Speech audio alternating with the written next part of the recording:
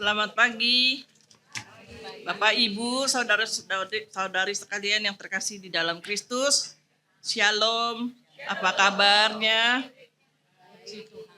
Senang ya bisa berkumpul lagi bersama saudara-saudara seiman, bisa memuji Tuhan dan mendengarkan firman Tuhan. Kita akan bersaat teduh dulu ya sebelum memulai. Mari kita bersaat teduh.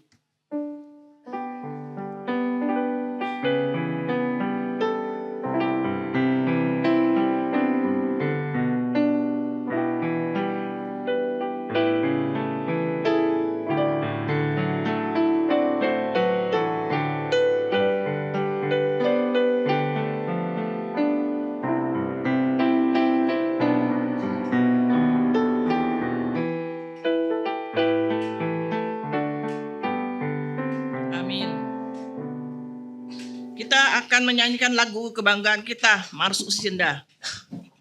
Mars Usia Indah. Mari. Ya, bangkit berdiri. Boleh bertepuk tangan, boleh juga gerak-gerakan badannya.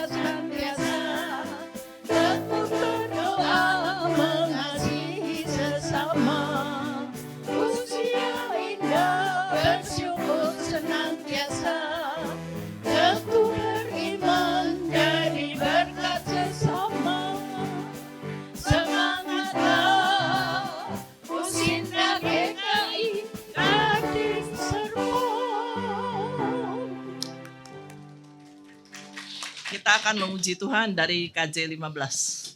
Berhimpun semua.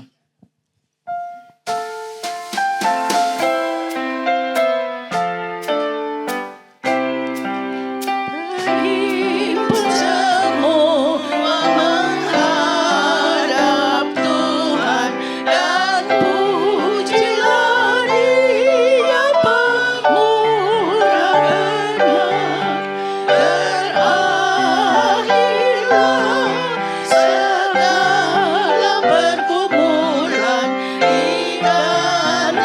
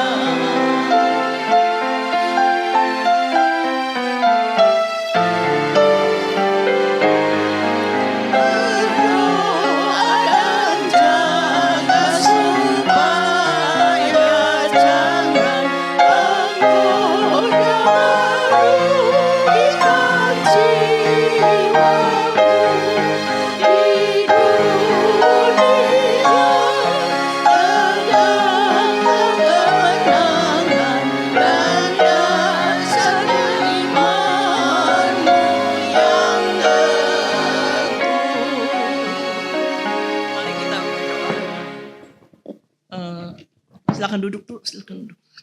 Maaf. Mari kita berdoa. Bapa kami yang di surga, kami datang ke hadirat-Mu, mengucap syukur dan berterima kasih Tuhan. Kau berikan kami hari yang baru kembali ya Tuhan. Kami boleh dibangunkan dari istirahat kami semalam. Kami boleh bangun dengan tubuh yang sehat dan segar. Saat ini Tuhan kami boleh melangkahkan kaki kami ke GKI Gading Serpong untuk boleh mengikuti persekutuan Usinda ya Bapak. Sungguh sukacita ya Tuhan kami boleh bertemu dengan teman-teman kami, saudara-saudara seiman kami ya Bapak. Di sini kami boleh memuji, menyembah Engkau, memuliakan Engkau, dan juga kami boleh mendapat bekal firman-Mu ya Tuhan, untuk kami refleksikan di dalam kehidupan kami, untuk kami lakukan di dalam kehidupan kami hari lepas hari ya Bapak. Terima kasih Tuhan untuk penyertaan-Mu di dalam kehidupan kami ya Bapak. Mungkin masih ada saudara-saudara kami yang belum tiba di tempat ini ya Bapak. Biarlah Tuhan mempercepat langkah mereka dan tibakan mereka dengan tidak kekurangan suatu apapun. Pakai pendeta Pramudia yang hari ini akan membawakan firman-Mu ya Tuhan. Tuhan tutup bungkus dia dengan roh kudus-Mu. Sehingga firman yang boleh ditaburkan sungguh boleh benar-benar membuat kami menjadi pelita bagi kaki kami ya Tuhan. Dan terang bagi jalan kami ya Bapak.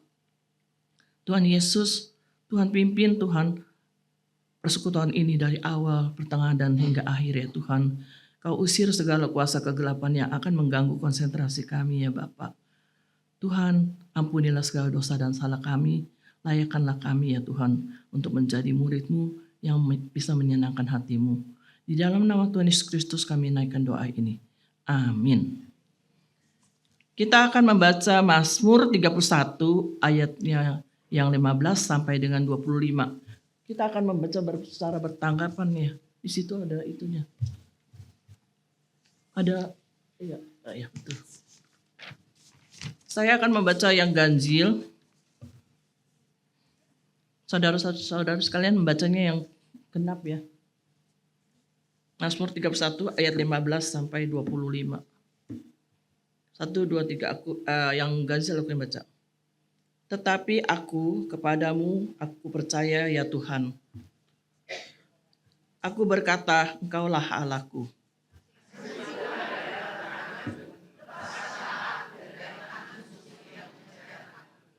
Buatlah wajah-Mu bercahaya atas hamba-Mu. Selamatkanlah aku oleh kasih setia-Mu.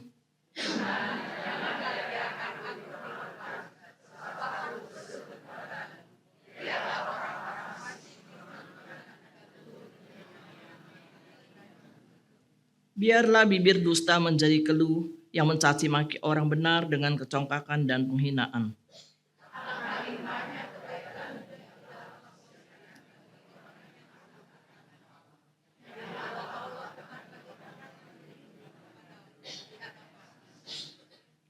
Engkau menyembunyikan mereka dalam naungan wajah-Mu terhadap persekongkolan orang-orang.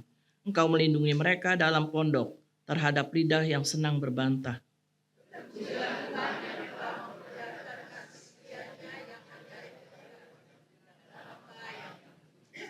Dalam kepanikanku aku pernah berkata, aku telah terbuang dari hadapan mata-Mu.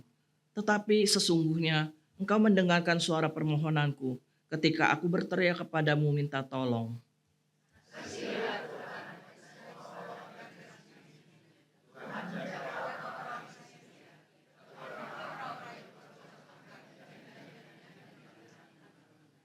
Kuatkanlah dan teguhkanlah hatimu, hai semua orang yang berharap kepada Tuhan.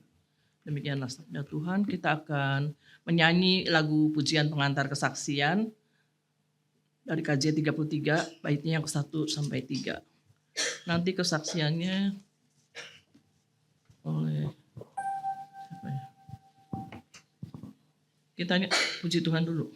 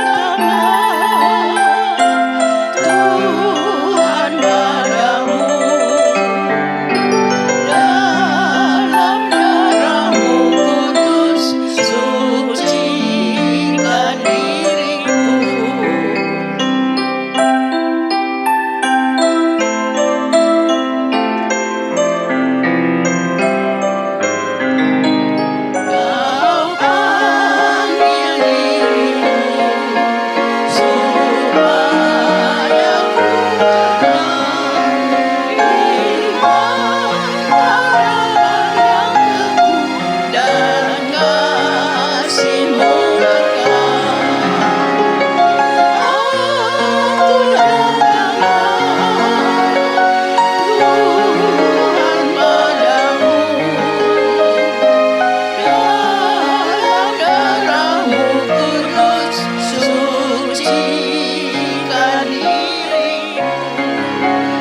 Sinta ya hari ini.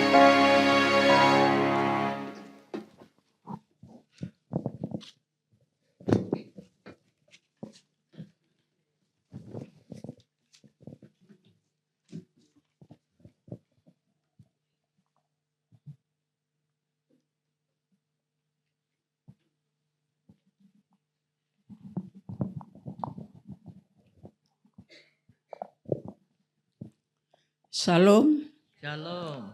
selamat pagi Bapak Ibu sekalian.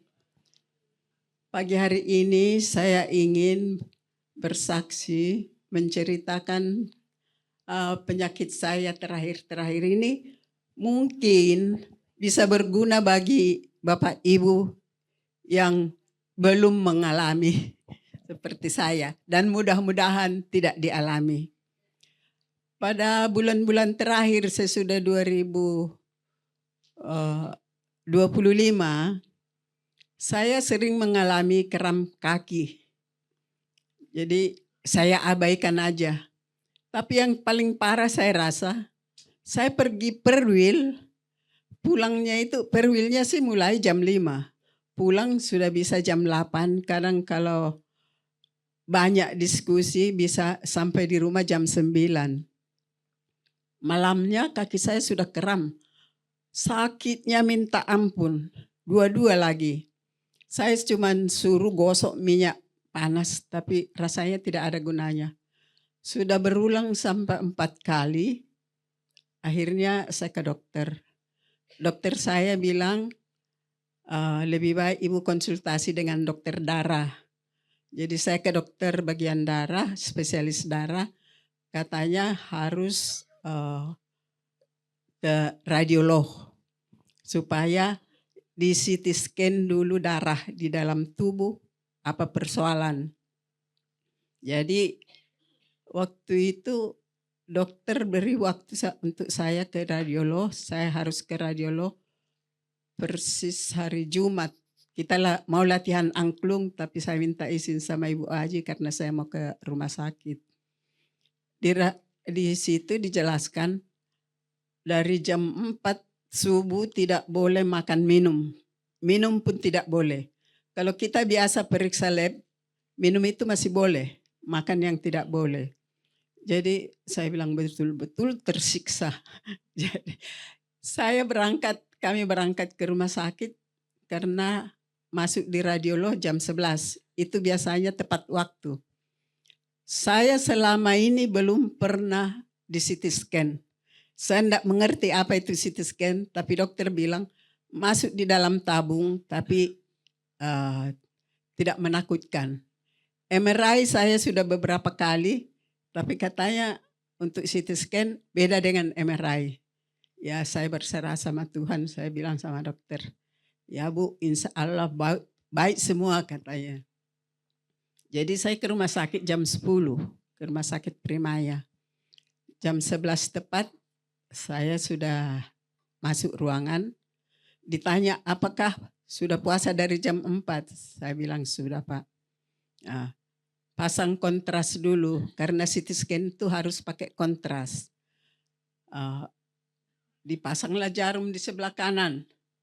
Sesudah mau dimasukkan kontrasnya, sakit minta ampun karena masuk di bawah kulit katanya. Jadi harus dipindah lagi di sebelah kiri. Pasang sebelah kiri sudah bisa. Siap-siap ya Bu, tidak apa-apa. Saya mulai jalan ke dalam, saya lihat dulu semua.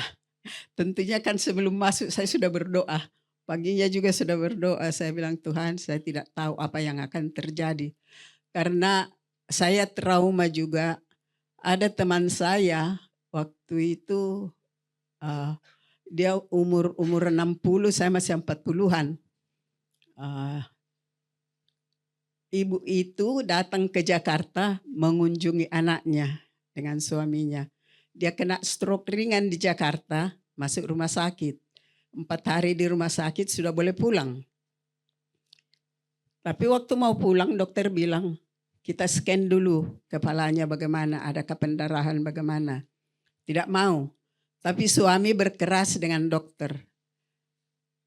Masuk 1 kali, keluar sudah tidak bernafas. Dia meninggal di dalam. Itu mungkin saking takutnya. Tapi saya bapak waktu itu dengan anak bilang, jangan pikir, berserah sama Tuhan. Tidak apa-apa. Ya, saya bilang, saya sudah kuat. Saya kuat kok kalau soal penyakit, saya bilang. Jadi waktu masuk, tabungnya memang besar. Barangkali ada ibu-ibu atau bapak-bapak yang sudah pernah ya. Tabungnya besar. Saya lihat-lihat semua, udah apa-apa, cuman lampu-lampu di dalam gitu. Ya, saya tutup mata. Masuk, keluar, masuk. Mungkin di dalam ada 5 sampai 10 menit. Yang terakhir itu saya di dalam sekitar 20 menit, cukup lama. Keluar, enggak apa-apa. Enggak apa-apa kan Bu? Iya, tidak apa-apa, saya bilang. Jadi sudah mau pulang, dia bilang, panggil anak saya dari luar supaya dijemput. Katanya sekarang sudah boleh minum. Saya minum, waktu itu setengah botol yang 300 itu habis sekaligus, yang biasanya tidak begitu. Ya, kami pulang karena sudah jam 2 meninggalkan rumah sakit, baru makan siang. Jadi maaf ya Bu, waktu itu saya lagi duduk, untung saya pakai pampers. Keluarlah banyak sekali. Buang air kecil ini. Jadi ya sudah itu selesai. Sampai di rumah saya minum. Tapi yang normal karena tidak ada peringatan. Habis kontras kita harus minum sebanyak-banyaknya.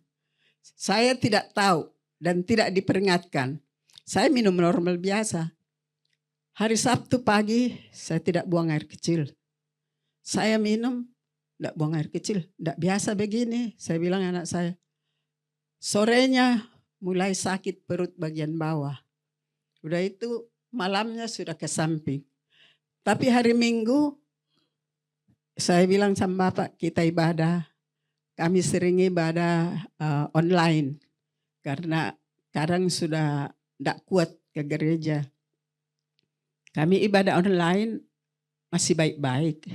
Selesai ibadah, kok saya dari kemarin siang tidak buang air kecil. Saya pikir minum lagi lebih banyak. Saya minum tidak keluar. Tengah hari saya sudah tidak bisa duduk karena sudah sakit semua. Saya masih tahan, masih diam-diam. Malamnya saya sudah mulai nangis-nangis. Sakit betul itu perut bagian bawah. Jam 5 subuh saya telepon anak saya yang perempuan. Laki-laki ada di rumah, tapi malamnya itu dia jaga saya terus. Jadi saya sebenarnya cukup bandel ya, tengah malam sudah dipanggil masuk IGD. Saya bilang enggak apa-apa, masih bisa tahan. Jadi saya pikir saya telepon saja anak yang perempuan. Dia datang jam 5 itu, kami langsung ke rumah sakit Siloam Kelapa II. Dokter di situ bilang, apa masalahnya? Saya ceritakan. Loh, kemarin itu CT scan di mana? Di Primaya. Kenapa enggak ke sana? Harusnya ke sana. Anak saya marah. Karena lihat saya nangis-nangis kan dia langsung marah. Dokter suruh lagi ke sana. Ke sana itu kan jauh, rumah kami dekat di sini. Emangnya rumahnya di mana? Di Kelapa II. Oh iyalah. Memang cepat dilayani. Saya pasien pertama di IGD. Dia tanya-tanya sama dokter jaga. Saya cerita CT scan. Tidak disuruh minum banyak-banyak. Tidak. Cuman dibilang sudah boleh minum gitu aja. Oh ini sudah apa? Dia mengendap di apa? Kontrasnya itu katanya mengendap di kandung kencing. Jadi ya sabar-sabar ya katanya. Iya dok. Diinfus sudah itu sebelum diinfus ambil darah 3 botol. Habis itu dimasukkan cairan seperti disuntikkan, tapi kira-kira barangkali sampai 500 cc. Cepat sekali masuk. Baru infus. Dia bilang kalau buang air kencing pertama harus ditampung supaya diperiksa di lab. Jadi suster jaga terus di situ karena saya sudah teriak-teriak terus. Yang di samping saya masuk juga bapak-bapak dengan hal yang sama. Itu teriakannya lebih keras. Karena biasanya bapak-bapak tidak tahan sakit ya. Ya Pak Pendeta. Ibu-ibu lebih tahan, lebih bisa menahan. Kira-kira sepertiga dari infus itu sudah masuk. Saya sudah mulai merasa mau buang air kecil. Panggil suster, dia tampung. Saya sudah datang hasilnya, dia bilang untung Oma datang cepat. Kalau tidak dia ke ginjal. Jadi ini sudah mengkristal di dalam kandung kencing. Jadi dia masih di kandung kencing. Dia bilang hebat sekali ini Oma menahan dari tadi malam. Saya bilang, saya berdoa terus dokter. Tapi saya pikir kita juga harus berusaha. Saya masih sempat bergurau sama dokter. Dokter, saya itu orang kampus. Tetangga sekitar rumah saya pada dokter. Biasa mereka bilang kalau begini-begini obatnya ini. Saya tahu obatnya. Tapi saya pikir saya harus ke IGD. Bukan pikiran sendiri. Saya sebenarnya punya antibiotik di rumah, punya ini juga di rumah, tapi saya harus ke IGD. Dia bilang bagus sekali idenya. Oma punya pikiran begitu. Iya, saya bilang. Jadi kami pulang jam 2 siang, baru pulang dari rumah sakit. Makanya saya bilang penyakit saya kok begitu. Hasilnya ini minggu kedua saya kembali ke dokter darah. Di Primaya untuk melihat apa hasilnya. Dokternya cuman ketawa. Saya bilang, saya kok bilang kesakitan, dokter ketawa. Salahnya orang di radiolog, harusnya diperingati ibu harus minum banyak. Jadi kalau kita habis CT scan, harus minum banyak. Jadi saya berpikir, saya harus menyaksikan ini terutama di teman-teman lansia. Supaya yang belum mengetahui, supaya tahu bahwa kita harus minum banyak. Jadi waktu diperiksa sama dokter, hasil darahnya semua bagus. Tapi dengan umurnya ibu, memang sudah itu penyakit lansia. Jadi ternyata betis kita sesudah umur begini sudah makin kecil. Jadi pembuluh darah tidak mampu memompa darah ke jantung. Karena kalau darah kita sudah beredar semua di tubuh, darah itu harus dipompa oleh betis kembali ke jantung. Jadi dia tidak kuat. Jadi kalau dingin, makanya bungkus terus tuh kaki. Jadi kalau sudah tua bungkus terus tuh kaki katanya. Saya bilang rasanya kaki saya selalu saya bungkus tapi sakit juga. Udah ketawa-ketawa dengan dokter, tidak ada obatnya. Kalau masih muda, ini dioperasi katanya. Pembuluh darahnya dilebarkan. Tapi karena sudah tua, terus terang tidak bisa dioperasi. Kami pulang dari dokter waktu itu jam 6 sore. Baru selesai mandi, saya belum makan, sudah terputar tuh kaki dua-dua. Sakitnya bukan main, teriak-teriak. Anak saya yang perempuan masih di kantor. Anak saya di rumah telepon. Dia bikin tuh HP di mulut saya. Jadi anak saya juga dari sana. Cepat bawa di rumah sakit. Kembali ke Primaya, saya langsung ke rumah sakit. Jadi jam 8 malam kami sudah kembali di rumah sakit dengan masih menangis-menangis saking sakitnya. Terus dokter bilang, yang ada waktu itu ya dokter umum karena dokter yang spesial itu sudah pulang. Ini tadi tidak dikasih obat ya untuk menghilangkan rasa sakit, tidak. Cuman ini saja. Tidak usah tinggal katanya, boleh pulang langsung. Jadi itulah pengalaman saya, barangkali berguna bagi Bapak Ibu sekalian. Sekarang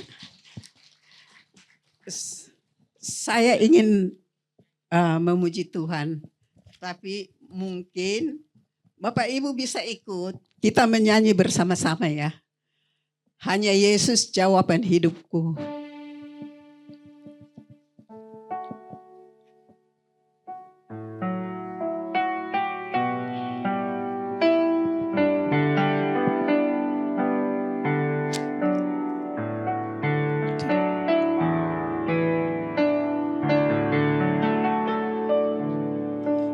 Kala ku cari damai, hanya ku dapat dalam Yesus. Kala ku cari pertolongan, hanya ku temui di dalam Yesus. Tak satu pun dapat menghiburku, tak seorang pun dapat menolongku. Hanya Yesus jawaban hidupku.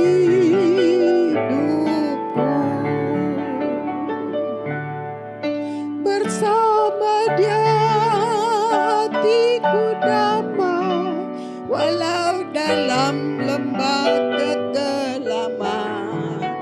Bersama Dia hatiku tenang, walau hidup penuh tantangan. Tak satu pun dapat menghiburku, tak seorang pun dapat menolongku. Hanya Yesus jawaban hidupku.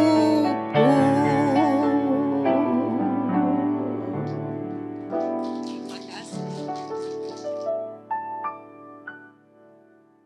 Iya, memang ini pengalaman yang mesti dibagikan ya. Karena memang gak semua orang juga tahu ya, kalau misalkan dokternya lupa info, jadi kita sendiri yang menderita ya gitu ya. Nah sekarang ini ingat-ingat ya, kalau misalkan habis CT scan dikasih kontras, harus minum yang banyak setelahnya. Supaya nggak terjadi seperti Ibu Sinta kembali harus ke IGD. Kita akan mendengarkan firman Tuhan yang akan dibawakan Pendeta Pramudia. Temanya dipimpin oleh hikmat Tuhan. Kita akan memuji Tuhan dulu. Satu lagu, Kusiapkan Hatiku Tuhan. Kusiapkan hatiku Tuhan.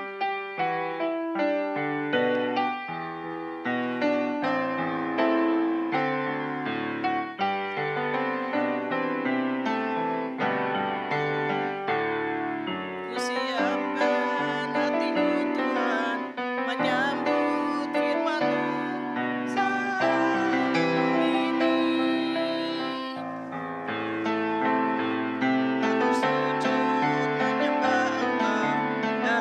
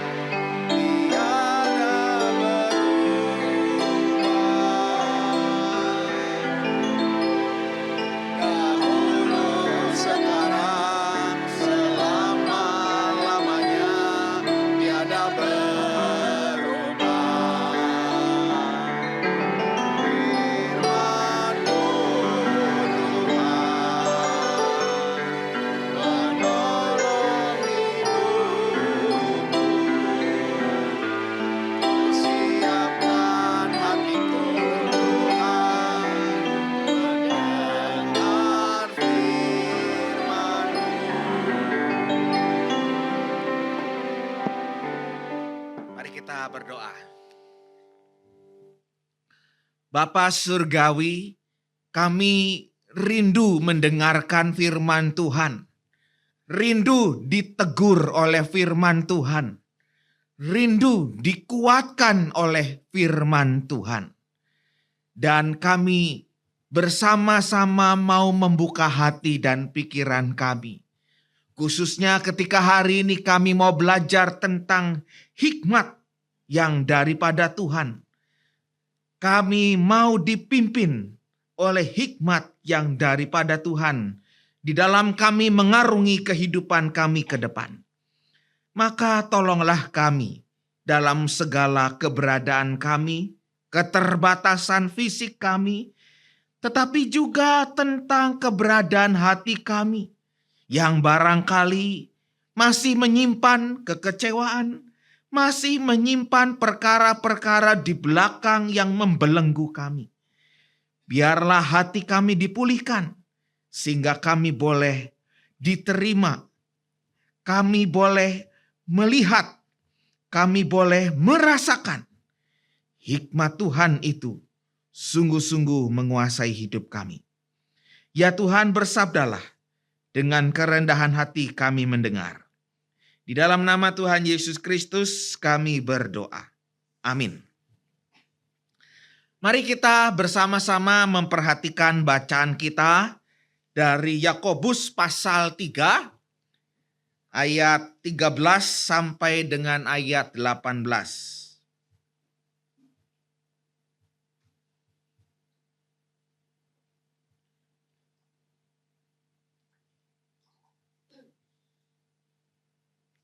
Ketemu Yakobusnya?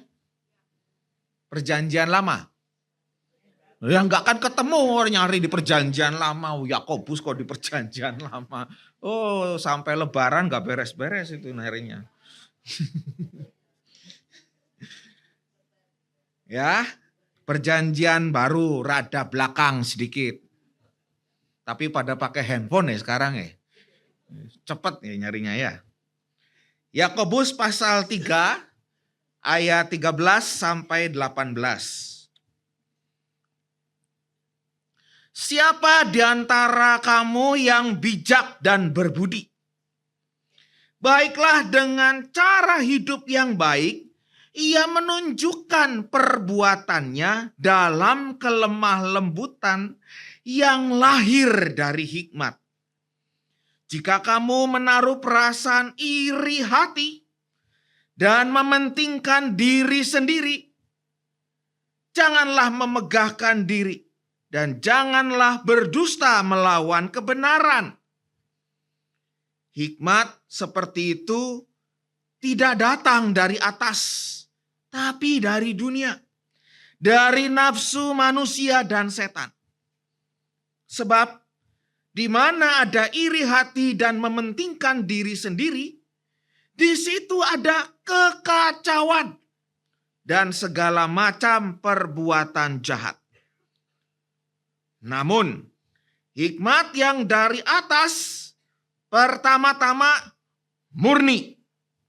Selanjutnya cinta damai, peramah, penurut, penuh belas kasihan, dan buah-buah yang baik, tidak memihak, dan tulus ikhlas. Buah yang terdiri dari kebenaran ditaburkan dalam damai untuk mereka yang membawa damai. Saudara-saudara, demikian bacaan kita. Berbahagialah kita yang mendengarkan firman Tuhan, memeliharanya dan melakukannya dalam kehidupan hari lepas hari. Hikmat yang dari atas.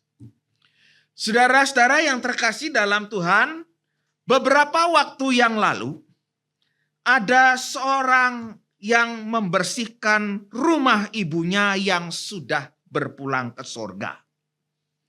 Rapi-rapih. Lalu siapa sangka di rak paling bawah lemari tua, ia menemukan sebuah buku catatan kecil. Buku itu lusuh, warnanya sudah menguning.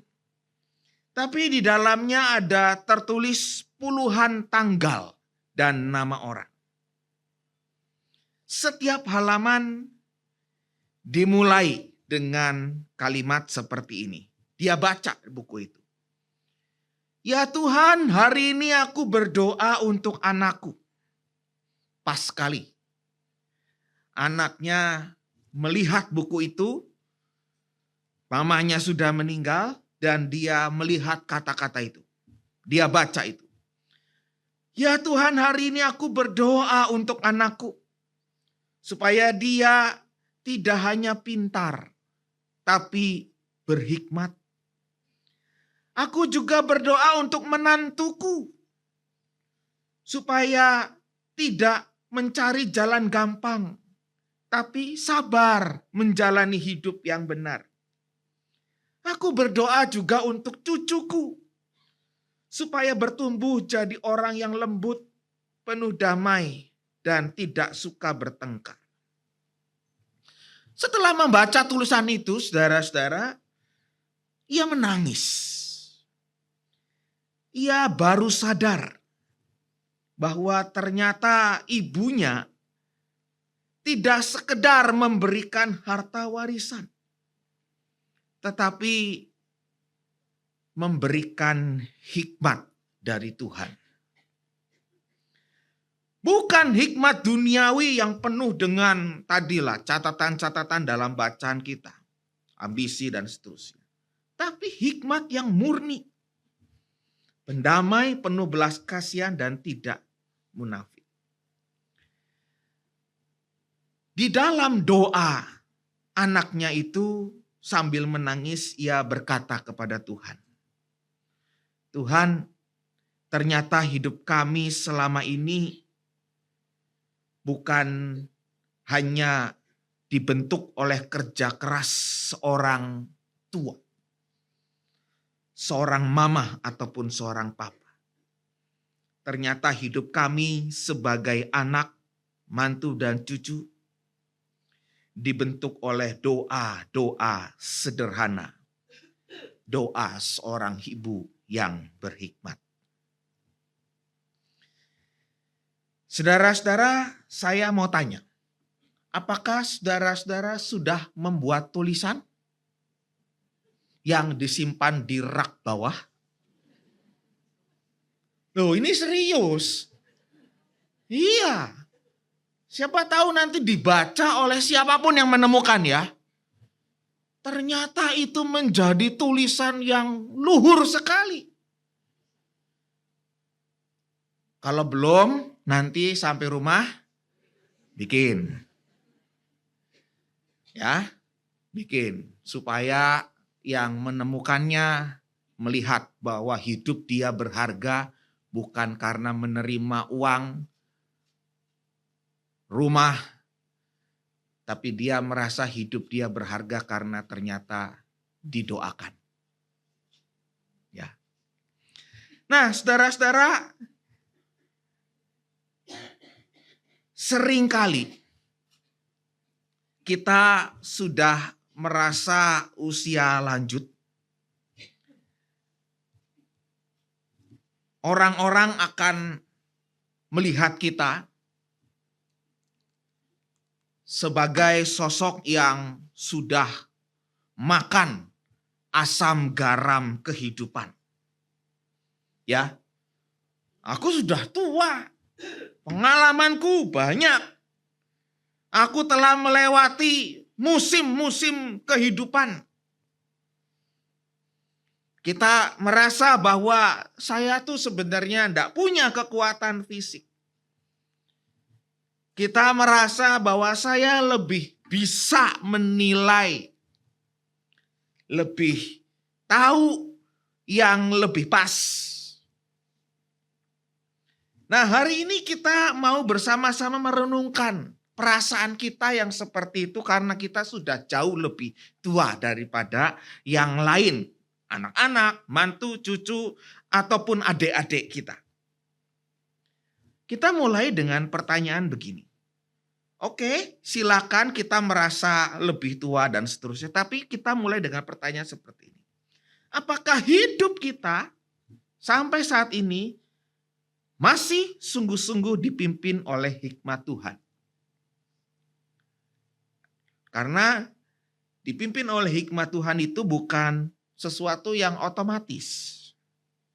Tapi ada sesuatu yang kita pikirkan, sesuatu yang kita renungkan, sesuatu yang kita lakukan, dan itulah dipimpin oleh hikmat yang daripada Tuhan.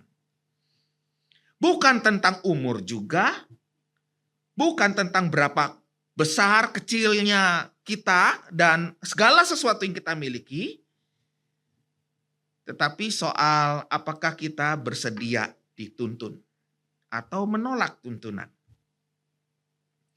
Mari kita lihat bacaan kita Yakobus pasal 3 ayat 13 sampai 18 tentang hikmat yang dari atas.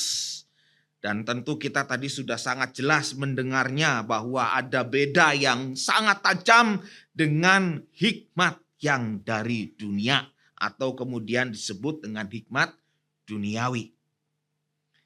Nah, saudara-saudara, pertama-tama saya mau mengajak kita lihat ayatnya yang ke-13.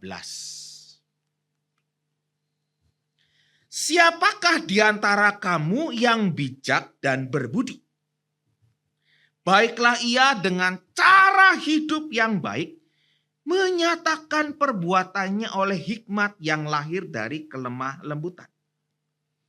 Saudara-saudara, ketika Yakobus mau menggambarkan tentang hikmat, Yakobus membuka dengan pertanyaan. Yang menarik adalah pertanyaannya bukan tentang siapa yang pintar, tanda tanya. Pertanyaannya juga bukan siapa yang berpengalaman, tanda tanya. Loh, jadi yang namanya hikmat tidak kemudian melulu soal kepintaran. Jadi yang namanya hikmat tidak melulu yang namanya soal pengalaman. Wah, jadi tadi yang sudah kadung ngerasa saya sudah berumur, nanti dulu. Ya. Dalam bacaan kita justru ada kata-kata bijak dan berbudi. Yang sama sekali bukan tentang pengetahuan dan pengalaman. Bijak dan berbudi. Nah, kata-kata bijak itu dari bahasa Yunani sophos. S-O-P-H-O-S. Sophos. Biasanya kalau orang yang mau memakai nama ini suka jadi namanya Sofia. Sophos, Sofia. Jadi kalau yang namanya Sofia itu akar katanya dari sophos. Bijak. Ada nama Sofia di sini? Awas kalau nggak bijak. Gak sesuai sama namanya. Ya, sophos. Sophos itu merujuk pada seorang yang tahu kebenaran, tapi tahu juga menerapkannya. Jadi kata sophos itu bijak ada kaitannya dengan istilah kebenaran. Kebenaran atau rightness itu, saudara-saudara, kalau di Alkitab kata kebenaran itu gampangnya itu terjemahannya dari bahasa aslinya itu pantas-pantasnya. 1 tambah 1 sama dengan 2. Benar. Nah, bukan begitu. Ya. Tapi benar itu pantas-pantasnya. Contohnya gini. Tahu burung merpati pos? Tahu. Misalnya, kita punya burung merpati pos. Kita mau kirim sesuatu kepada orang, gitu kan? Nah, yang dikirim bukan surat, tapi uang. Nah, uang misalnya 100 ribuan 5. Piro? 500 ribu masukin ke amplop. Tutup amplopnya, lalu kita kasih ke merpati pos. Tak. Suruh nganter ke sana. Saya tanya, dikorupsi nggak sama merpati? Serius, dikorupsi nggak? Nggak mungkin. Tapi saya tanya, kalau 500 ribu dikasih ke orang, dipasarin ke orang, suruh nganter ke sana. Siapa yang jamin? Apakah terjamin? 500 ewunya nyampe ke orang itu utuh? Enggak. Pantesnya merpati aja jujur. Jadi kata rightness, kebenaran itu sebenarnya ada simbol, ada unsur binatang. Yang pantesnya binatang aja nggak korup. Kenapa manusia yang katanya ada di atas binatang jadi adanya di bawah? Pantes. Nah, kebenaran itu pantesnya. Saya kasih contoh lagi. Ada 5 ekor monyet. Ya. Di dalam satu kandang. Ya. Kemudian satu monyet itu saya gandeng. Saya bawa keluar. Lalu saya ambil pisang. Satu sisir gini misalnya. Satu sisir ada 10. Lalu saya tuntun monyetnya masuk ke kandang lagi. Saya kasih nih si pisang yang 10 ini kepada monyet yang saya tuntun itu. Lalu masuk ke kandang. Monyetnya ada 5, pisangnya ada 10. Saya tanya, apa yang akan terjadi di dalam kandang monyet itu? Hah? Rebutan. Rebutan. Saya terus terang kalau saya nggak tahu saudara-saudara. Karena saya bukan monyet. Tapi kalau ada yang sampai bisa bilang rebutan dibagi rata, nah itu dipertanyakan. Ya. Sekali lagi, oke lah, misalnya yang terjadi adalah rebutan. Kenapa manusia jadi sama seperti monyet? Kenapa manusia tidak mau berbagi kepada sesamanya? Kenapa manusia pengen kenyangnya sendiri? Kenapa manusia tidak peduli sama kelaparan, kebutuhan orang lain? Gak pantas lah kalau manusia itu sama dengan... Saudara-saudara, sekali lagi ya, ini Sofia, bijak. Bersedia dipimpin oleh hikmat Tuhan, bersedia jadi bijak, itu pantas-pantasnya. Contohnya mau nambah apa udah cukup? Nambah, oke. Karepmu ya. Kalau panjang khotbahnya terserah. Masih panjang loh ini. Oke. Karena binatang ya. Ya udahlah kalian kita tadi monyet kasihan lah ya. Semut, ya kan. Semut, oke. Bayangin di rumah kita buka permen ya, taruh di dekat tembok. Apa yang terjadi? Semutnya datang. Semutnya datang. Nah, datangnya sendirian apa rame-rame? Rame-rame. Tahu kan? Tahu kan? Sekarang saya nanya, kalau ada orang nemu dompetnya tebal, banyak duitnya. Apa rame-rame atau sendiri-sendiri? Sendiri-sendiri. Kalah bersama semut. Gak pantas. Iya kan? Manusia tuh gak pantas kalau tamak. Manusia tuh gak pantas kalau kemudian tidak berbagi. Manusia tuh gak pantas kalau korupsi. Itu. Gampang ya. Jadi Sofia, hendaklah engkau bijak. Itu merujuk pada orang yang ngerti kebenaran. Rightness. Dan juga tahu bagaimana kemudian menerapkannya. Berpengertian, ya saudara-saudara, istilah yang dipakai juga berpengertian. Ini menunjuk pada seseorang yang punya pengertian praktis, tapi ia bisa menjalankan hidup dengan benar. Jadi saudara-saudara, hikmat Tuhan itu berarti kemampuan, kemauan untuk hidup yang benar. Bukan sekedar mengikuti kecerdasan kita. Bahkan bukan sekedar tahu tentang isi Alkitab. Bukan juga sekedar punya banyak pengalaman. Tetapi hidupnya benar. Bijak. Sofia. Nah, saudara-saudara, ayat 17 bahkan menjelaskan bahwa hikmat yang dari atas itu, Ya tentu kalau ada kata-kata hikmat yang dari atas yang mengacu pada hikmat yang dari Tuhan. Pertama-tama murni, pendamai, peramah, penurut, penuh belas kasihan, buah-buah yang baik, tidak memihak dan tidak munafik. Jadi saudara-saudara kelihatan ya, ternyata tentang hikmat itu adalah kualitas hidup, tentang gaya hidup. Dan karena ada kata-kata dari atas, maka gaya hidup yang seperti itu terkait dengan relasi dengan Tuhan.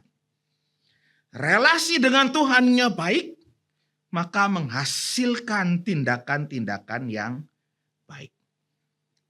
Nah, saudara-saudara, Yakobus melihat, menegaskan bahwa hikmat Tuhan tidak hanya bisa dilihat dari sekedar perkataan. Yakobus menegaskan bahwa hikmat itu akan muncul dan terlihat daripada kehidupannya. Ya, tadi kita lihat ada kata-kata murni. Ya. Orang yang berhikmat itu murni. Murni. Apa yang dilakukannya itu murni. Bersih. Tulus. Tidak ada kepentingan apapun. Satu kali Pak Ijo panen ketela. Pak Ijo panen ketela. Lalu karena Pak Ijo bersuka cita karena hasil panennya berlimpah-limpah, sebagian ketelanya mau dia serahkan kepada kepala desa. Berjalanlah dia dari rumahnya menuju ke rumah kepala desa.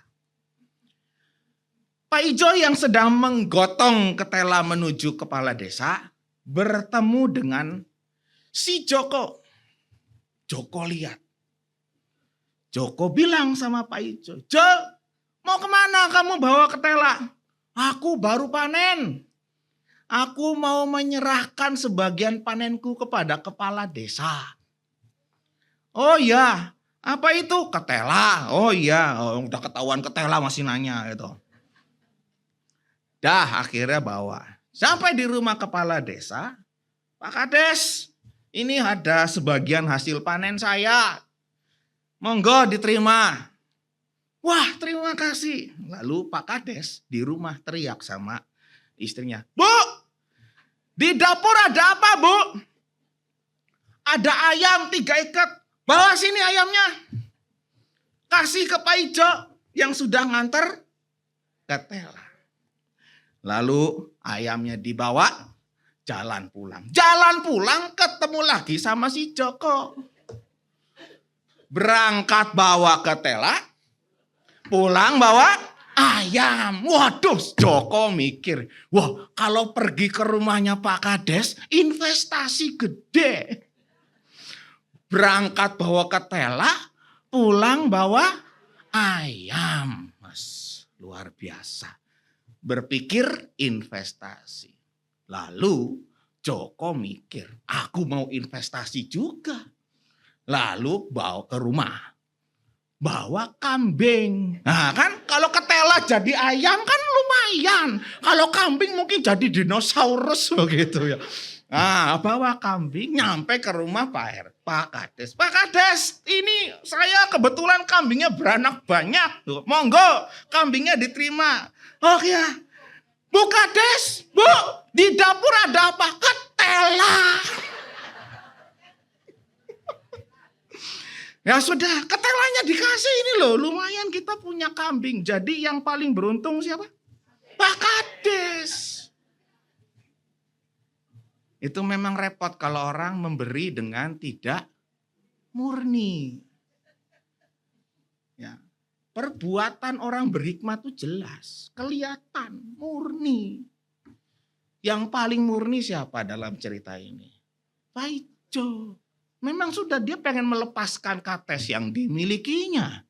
Memang dia sudah tahu bahwa katesnya, kates lagi ketela. Wah, dan lapar aku gitu. Ya, memang sudah berpikir bahwa ketelannya tidak akan kembali lagi. Orang murni itu begitu. Dia melepaskan dan dia berpikir apa yang dilepaskan tidak akan pernah kembali lagi. Berikutnya, yang disebut dengan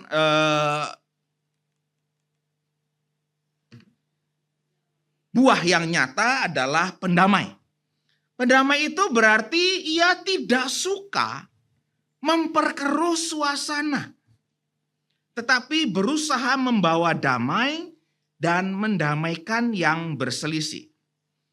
Jadi kehadiran orang-orang yang pembawa damai ini barangkali hanya diam saja. Kehadiran daripada orang-orang yang pembawa damai ini barangkali sedikit saja kata-kata. Tetapi di dalam hatinya ada kerinduan yang begitu besar, gak ribut lagi di sini. Memang saudara-saudara untuk bagian yang seperti ini itu membutuhkan satu tenaga ekstra untuk menahan diri. Ya, menahan diri untuk tidak berbicara. Menahan diri untuk tidak gampang bereaksi. Ya, repot kalau orang suka gampang atau pengen cepat-cepat bereaksi, rasa-rasanya dia bukannya menjadi pembawa damai, malah menjadi pembawa kekisruhan. Pendamai itu sebenarnya gampangnya itu keruh kemudian menjadi tidak keruh lagi. Ya. Siapa punya akuarium di rumah? Wah, gak ada yang punya. Nanti Natal lansia souvenirnya akuarium satu-satu ya. Akuarium, misalnya nih bayangin ya, akuarium 1 minggu gak dikuras. Kayak apa? Butek ya kan? Bayangin ya, oh butek gitu ya. Terus diubek-ubek gitu ya. Itu tambah butek ya. Jadi ketika kalau akuarium di sini aduk butek gitu, taruh di sini gitu, saya nggak bisa lihat semua di sini. Betul? Kenapa? Butek. Coba berhenti mengaduk. Ya. Biarkan diam dulu. Nanti tuh kotorannya tuh turun ke bawah ya. Terpisah mana air bersih, mana yang endapan-endapannya ke bawah gitu. Lalu begitu sudah terpisah gitu mulai bening, oh mulai kelihatan. Ada si ini, ada si itu, si ini lagi ngapain, si itu lagi ngapain. Oh situasinya seperti ini. Pendamai itu begitu saudara. Dia mau membeningkan dulu sehingga bisa terlihat dengan jelas. Situasi nyatanya seperti apa. Ini sangat filosofis sebenarnya ya. Jadi kalau misalnya diomong lagi, dibantah lagi, ditangkis lagi, dikerasin lagi, itu tuh sama aja seperti akuarium yang diaduk-aduk terus. Akhirnya kita gak bisa lihat situasinya secara lebih nyata. Ya. Yang berikut, peramah. Ya. Ramah dan lembut, ini sebenarnya arti gampangnya bukan galak atau cepat naik darah. Ya, gampanglah mendefinisikan ramah itu bukan galak atau cepat naik darah. Saudara-saudara, tentu naik darah ini sebuah istilah ya. Bukan tentang tensi kita lagi berapa, bukan angka tensinya. Tapi naik darah itu adalah istilah yang ingin menggambarkan orang udah lagi, kalau pakai bahasa kota saya tuh sepaneng, lagi membara-bara marah gitu ya. Jadi yang disebut dengan ramah adalah dia lembut, bukan galak atau cepat naik darah. Yang berikutnya penurut. Nah, saudara-saudara jangan salah sangka tentang penurut ini. Sebab penurut ini bukan sekedar dia kemudian tidak tahu apa-apa dan ikut saja. Bukan begitu. Disuruh makan, makan. Disuruh mandi, mandi. Yes, pokoknya nurut. Nah, bukan seperti itu. Penurut yang sebenarnya sedang digambarkan di sini adalah ia yang bersedia ditegur. ia yang tidak keras kepala. Ia bersedia belajar bahkan betapapun sudah usia lanjut. Penurut itu berarti memang ya saya tahu, saya berpikir, saya punya pendapat. Tetapi di saat yang sama saya bersedia ditegur. Saya tidak keras kepala. Satu kali dalam sebuah kebaktian kedukaan, lupa bawa buku nyanyian kedukaan di dalam kebaktian. Bukunya cuma ada satu. Ya sudahlah, berikanlah buku itu kepada. Kalau dalam sebuah kebaktian kedukaan, buku yang kebawa biasanya banyak. Tapi ini yang kebawa cuma satu. Kira-kira siapa yang dikasih bukunya yang satu itu?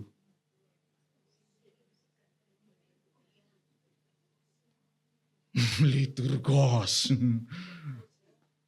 Pendeta. Nah, kalau pendetanya kalau pintar nyanyi, kalau kagak kasih buku juga nggak akan bisa nyanyi dia ya. Wah. Ya.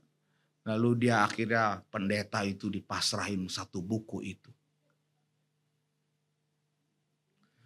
Oke, karena bukunya cuma satu, maka pakai gaya gereja kampung. Dibacain. Ya. Mari kita menyanyi lagu Yesus Kawan yang Sejati. Siap, kita menyanyi bersama-sama, saudara-saudara, Yesus Kawan yang Sejati. Begitu dibuka bukunya, kaget. Burem semua. Mah, kacamata ketinggalan. Mah, kacamata ketinggalan.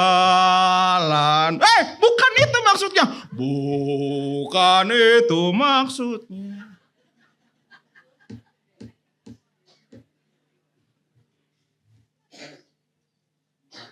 Itu contoh apa? Bukan itu maksudnya. Itu contoh apa?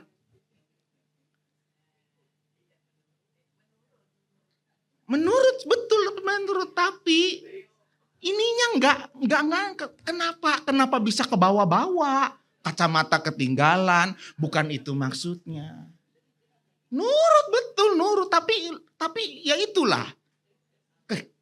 Kehilangan sense, kehilangan kewajaran. Gak mau periksa dulu gitu kan. Nah ini sebenarnya kaitannya betul-betul dengan penurut. Penurut itu ya kita tuh punya telinga untuk mendengar, betul. Kita punya mata untuk melihat, betul. Tapi kita punya hati untuk merasa, betul. Kita punya otak untuk menganalisa, betul. Lakukanlah itu, tapi kita bersedia ditegur kalau salah. Kita bersedia belajar, betapapun ngerasa sudah hebat. Ya. Seorang anak kecil dibawa sama papanya lihat sinar matahari. Dalam hati papanya udah biasa, ada matahari juga dari pagi, situ terus nongolnya. Tapi si anak kecil ini bisa bilang sama papanya, ciptaan Tuhan baru lagi hari ini. Anak itu menegur papanya. Ya. Sebagai seorang papa, ditegur sama anaknya, waduh, susah, gengsi. Satu kali kami makan bersama tuh saya, Virela, Febert, Ine, keluarga gitu kan. Ayo doa bersama. Siapa yang mimpin doa? Itu anak saya bisa bilang gini, yang pendeta lah yang doa. Ngapain mesti nunjuk-nunjuk orang lain? Buset.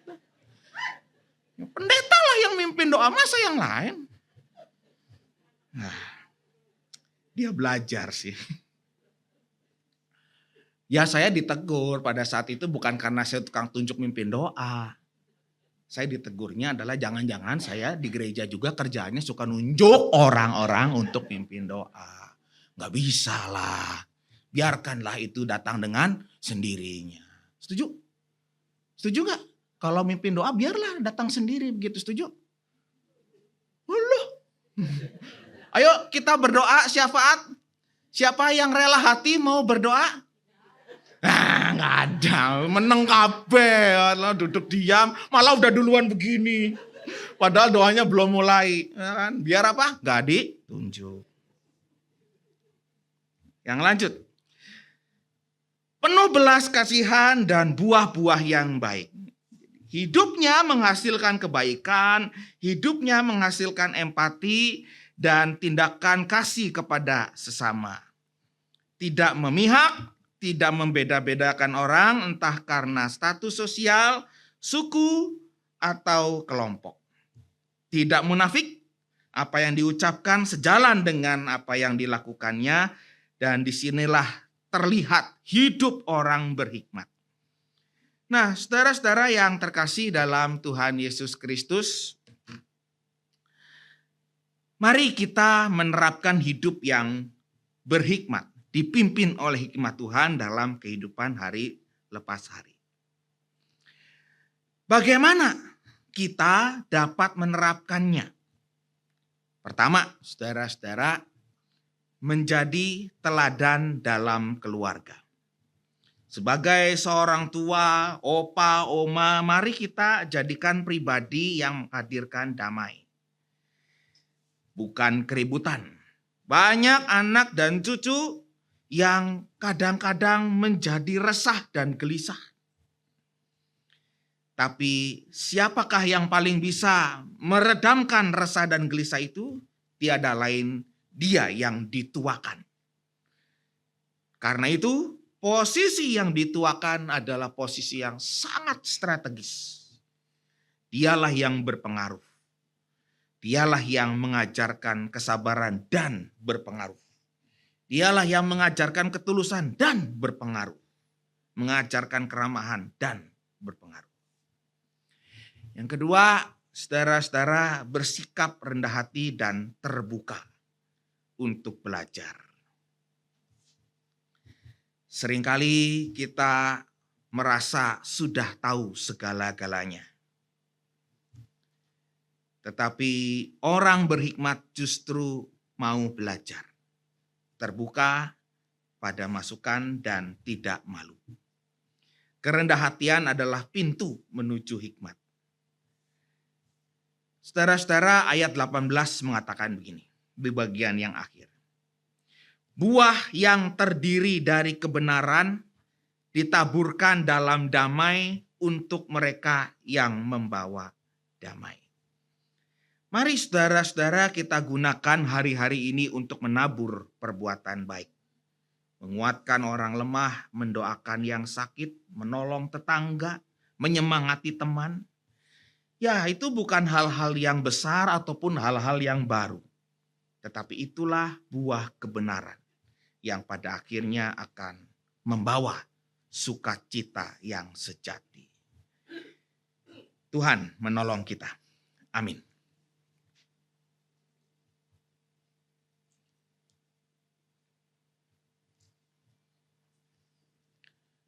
Mari kita bersama-sama membaca ya ayat emas kita.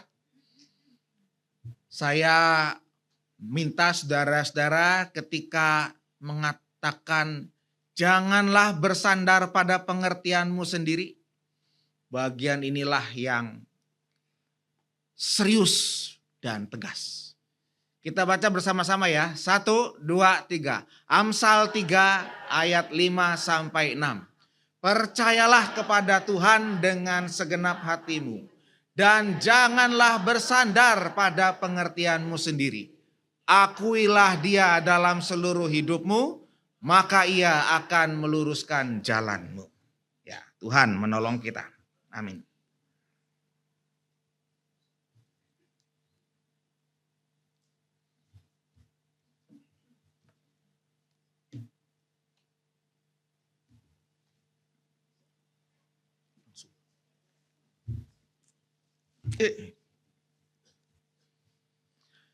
Mari kita berdoa, saudara.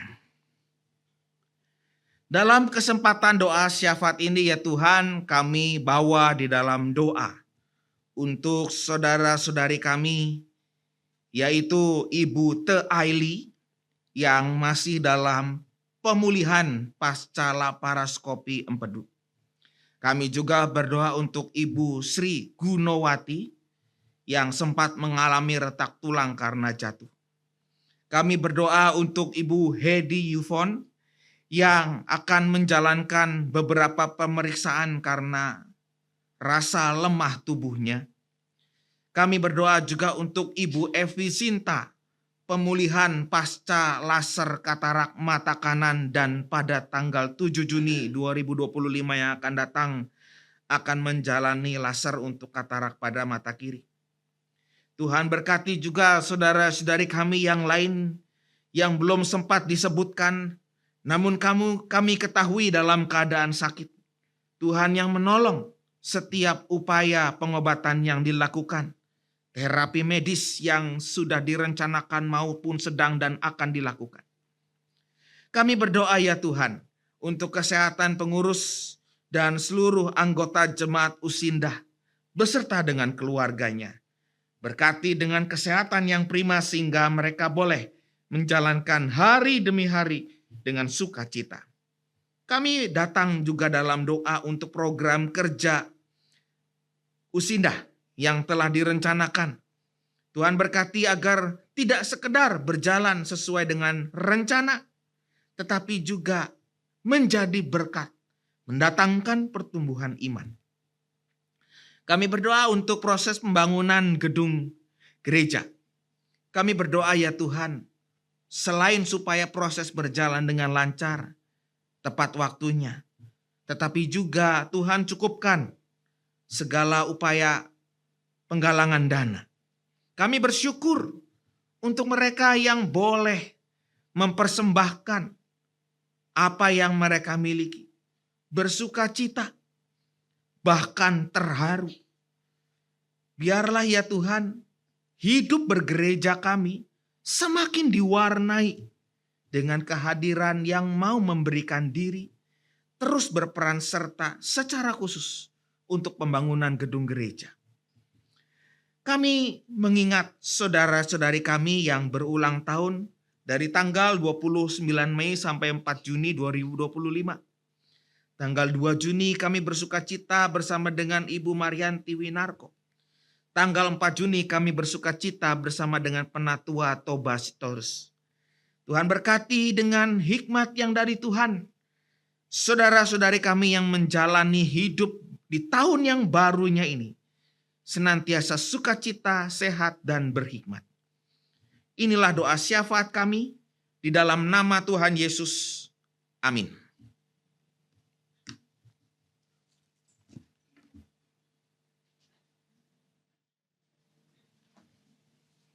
Terima kasih Pak Pendeta Pramudia atas firman-Nya. Kita akan masuk di dalam persembahan. Sebelumnya kita akan memuji dari KJ 302.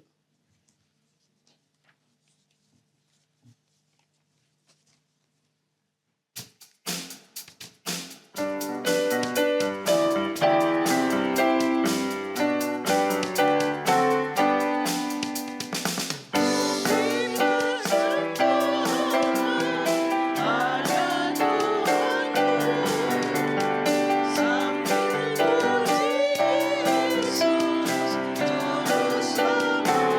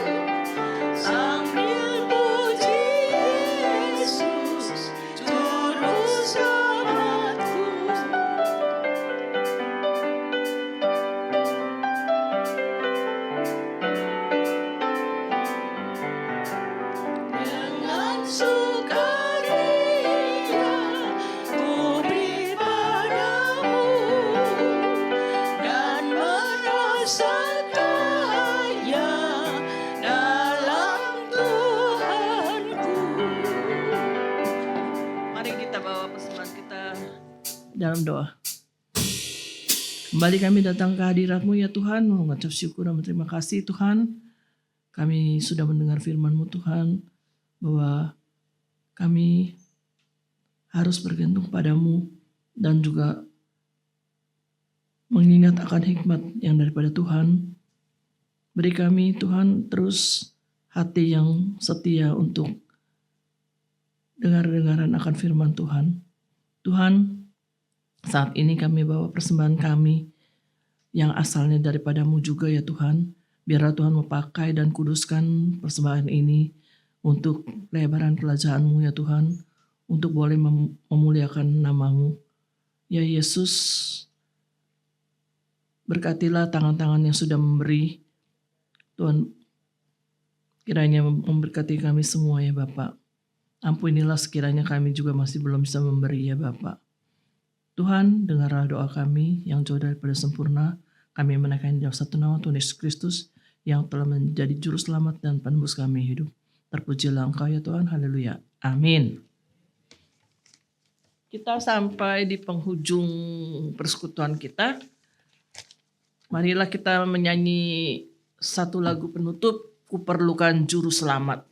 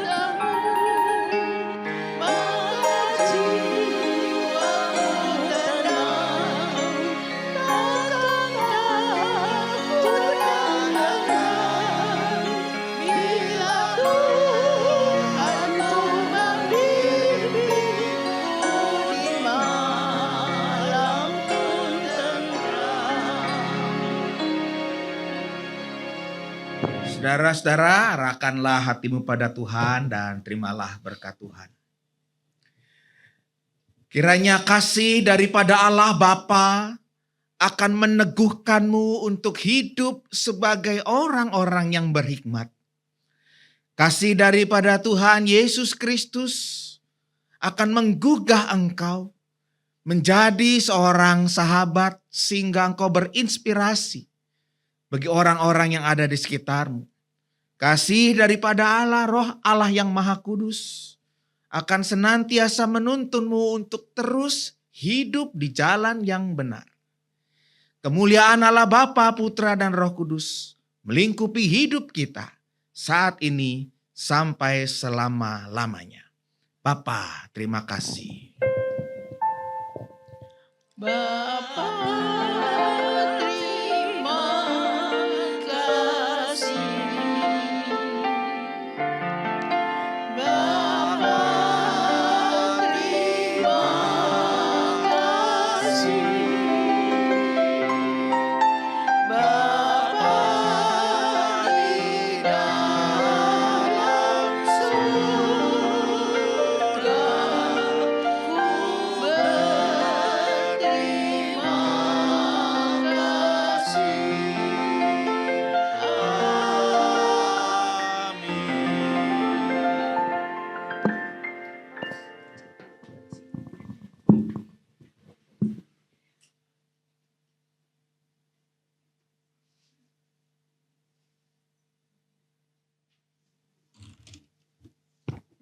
Selamat siang Bapak Ibu semuanya.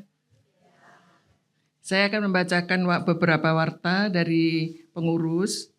Atas nama pengurus Komisi Usinda, kami mengucapkan terima kasih kepada Bapak Pendeta Pramudia Hidayat selaku pembawa firman kita pada hari ini. Kiranya Tuhan memberkati pelayanan Bapak dan Bapak Pendeta. Kita diingatkan supaya kita, apalagi di sisa kita hidup kita, supaya kita hidup berimpak, dapat membawa berkat dan dapat menjadi patokan hidup buat anak cucu generasi kita. Terima kasih Pak Pendeta Pram. Terima kasih juga pada pimpinan pujian Ibu Yanti Karnoto, singer Ibu Indria Astuti, dan Ibu Heti Suhendra, pemusik Bapak Kuncoro, penerima tamu Ibu Susana Filipus, dan Ibu Lilian J. Haris, multimedia Saudara Kelvin dan Saudara Efrat. Tema persekutuan kita untuk minggu depan di tanggal 11 Juni 2025, temanya adalah berbahagia yang diampuni dosanya. Diambil dari Samuel 11 ayat 26 dan 12 ayat 1 sampai dengan 13. Pembicara adalah Pendeta Devina Minerva. Pemimpin pujian Ibu Yani Suryadi, singernya Ibu Nancy Ko, Ibu Kristiana Kumala, pemusik Ibu Novi, penerima tamu Ibu Sri Haryati dan Ibu Evi Sinta. Pembawa warta, pembaca warta Ibu Dini. Apakah ada tamu yang baru pertama kali hadir di persekutuan kita pada hari ini?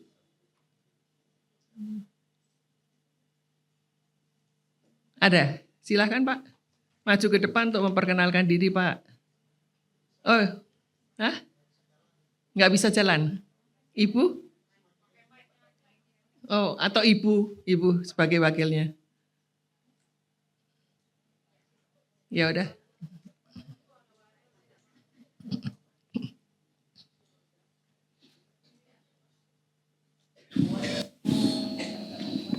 Tes. Namanya? Terima kasih. Nama saya Ya. Budi Suaro. Siapa Pak? Budi Suaro, Oh, Pak Budi ya. Oke, selamat datang Pak. anggota GKI Bogor. Oh, ya.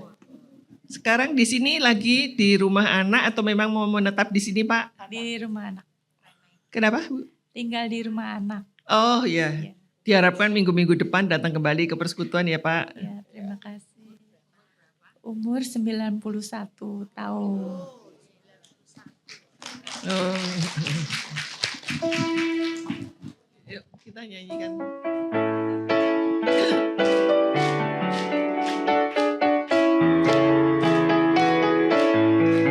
Kami ucapkan selamat datang kepada teman-teman yang baru. Kita bersyukur kepada Tuhan, kita bersatu dalam nama-Nya. Kami ucapkan selamat datang